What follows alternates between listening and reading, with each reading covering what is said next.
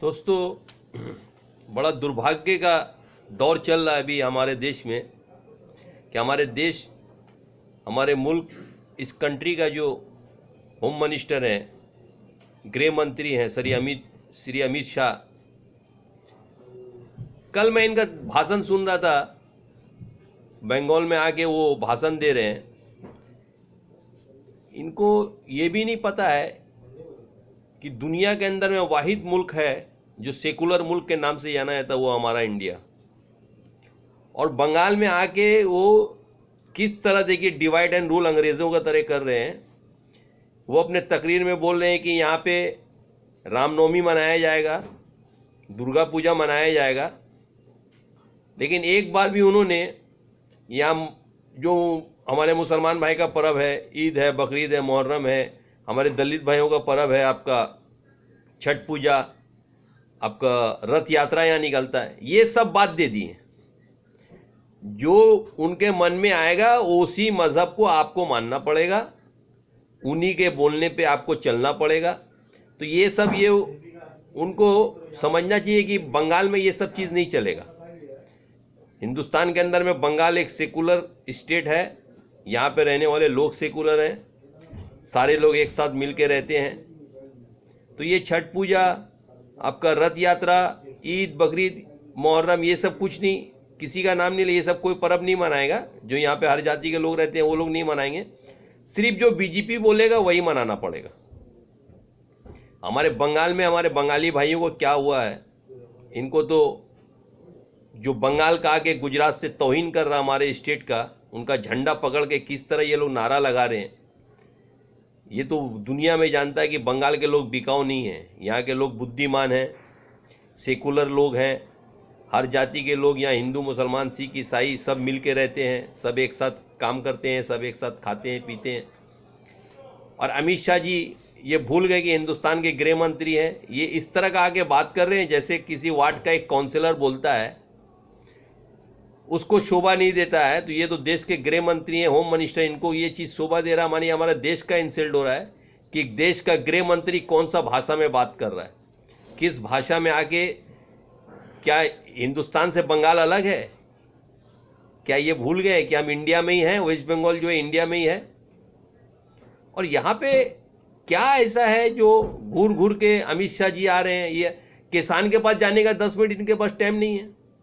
जो किसान मारे जा रहे, बोले हम लोग किसान का भला किया, ये भला किया, बड़ा बड़ा किला लगा दिया, रास्ते में गड्ढा खोद दिया, 50 करोड़ रुपया खर्चा कर दिया ताकि किसान वहाँ तक नहीं पहुँचे। 50 करोड़ में जो लॉकडाउन से गरीब लोग जो मारे गए इतना भूख से, अगर उन लोगों को दे देता तो उन लोगों का ज़िंदगी संवर जाता। तो हम समझते कि अमित शाह एक नंबर काम कर रहे हैं, अपने होर्डिंग में 50 लाख रुपया खर्चा कर रहे हैं, करोड़ों रुपया खर्चा कर रहे हैं।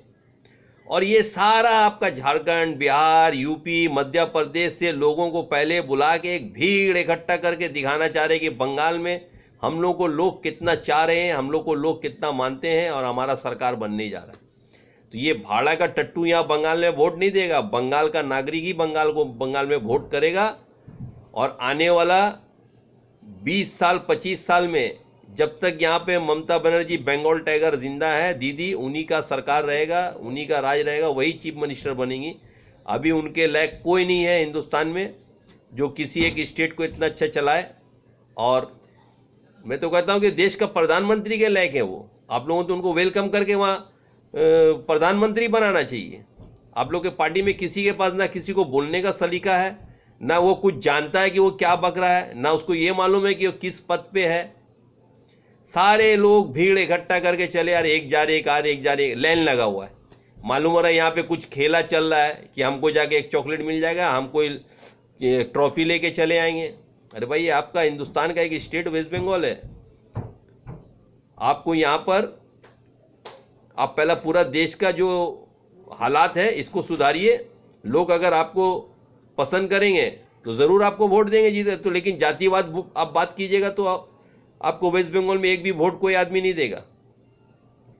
हमारे वेस्ट बंगाल में जितने भी लोग रहते हैं सभी सेकुलर हैं, सब एक साथ मिल के रहते हैं। और राजनीति के नाम में आप ना हिंदू मुसलमान को बांट सकते हैं, ना आप राम रहीम अलग कर सकते हैं। ये सारे लोग मिल के रहते हैं जो मुसलमान भाई अपना पर्व मनाते हैं, हिंदू भाई अपना पर्व मनाते हैं, क्रिश्चियन भाई अपना पर्व मनाते हैं, जो हमारे सिख भाई हैं वो अपना पर्व मनाते हैं।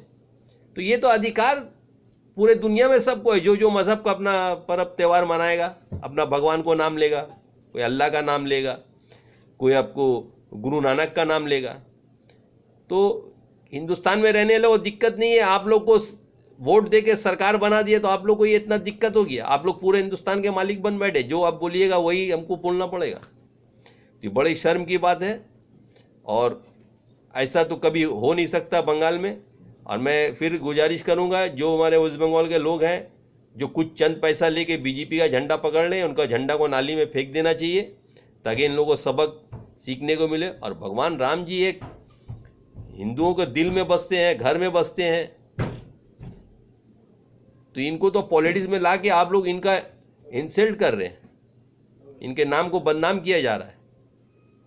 तो जितने भी हमारे वेस्ट बंगाल के लोग हैं, जितने भी हमारे भाई हिंदू मुसलमान सिख ईसाई जो भी हैं, सबों से मैं रिक्वेस्ट करूँगा, गुजारिश करूँगा कि ऐसे नापाक इरादा वाले लीडर का ना भाषण सुनने जाए और ना ही इनका तकरीर सुनने जाए, और इनको मुंह तोड़ जवाब देने के लिए इनका झंडा को आप नाली में फेंक दें, और सब लोग टीएमसी में जो सेकुलर पार्टी है उसके झंडे के तले आ जाए। Thank you.